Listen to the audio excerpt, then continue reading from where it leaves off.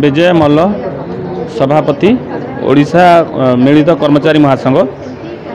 देखंतु आज एक गुरुत्वपूर्ण सांबादिक सम्मेलनी जे ओडिशार 5 लाख कर्मचारी एवं अवसरप्राप्त 3.5 लाख कर्मचारी मानक पई स्वास्थ्य बीमा लागू होइने जो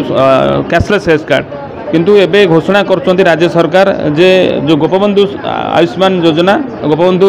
स्वास्थ्य बीमा एवं आयुष्मान योजना दीटा को मिलित भाव में लागू करेंगे से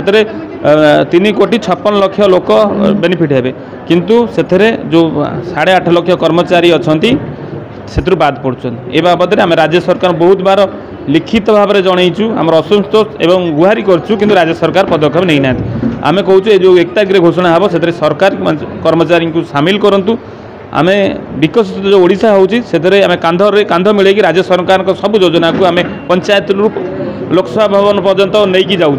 किंतु आमे गोती खटिबु 6 वर्ष ताकू आड करा हबो नहीं पेंशन मिलिबो नहीं एनपीएस यूपीएस करी पेंशन कटा है जदि कैशलेस कार्ड न हबो आमे बहुत कर्मचारी अकाल रे मृत्यु करछन्ती। आमे कहूँ कैशलेस जते पर्यंत आमर ट्रिटमेंट अच्छी से कैशलेस रे सरकार सेटा देबे आमे जदि प्रीमियम चाहिए भी आम देवा प्रस्तुत अच्छु किंतु एबे जो घोषणा कर केंद्र सरकार एबे लागू कर विभिन्न पब्लिक सेक्टर कंपनी माने पीयूसी माने निगम रे ओडिसा विभिन्न प्रकार निगम रे लागू होतला बेले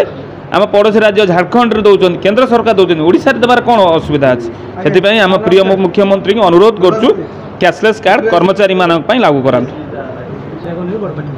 Mona Rajendra Mallik vice president OGCA. आज जो सांबादिक सम्मेलन डकाई ओडिशार 42 डिपार्टमेंटर समस्त सरकारी कर्मचारी मानक जितेबाला सरकारी कर्मचारी निज जीवन दे सबु प्रकार सरकार योजना को सफल रूपायन करुच्ची किंतु तार स्वास्थ्य जितेबाला खराब हो सी भिक मागे पड़ुची विभिन्न सोशल मीडिया भिक मागे पड़ुची। तेणु आज सरकार को जेहेतु जनमंगलकारी राष्ट्र में सरकार कर्तव्य समस्त स्वास्थ्य सेवा जोगेदेवा कर्मचारी को स्वास्थ्य सेवा जोगेदेवा सरकार काम। तेणु आम आह्वान दौर सरकार को जो एप्रिल 1 तारिख में गोपबंधु योजना एवं आयुष्मान योजना लागू कर सरकार से सरकारी कर्मचारी मान सामिल करा जदि न करा गोटे मासर महल दौचु माननीय मुख्यमंत्री भेटू नवेदन करूँ हारी गुहारी करूँ जदि न हुए पंचायत ठारू आरंभ कर विधानसभा पर्यंत आम घेराव करूँ एवं सरकार जो सबू योजना को आम सफल रूपायन करूँ बंद करूँ।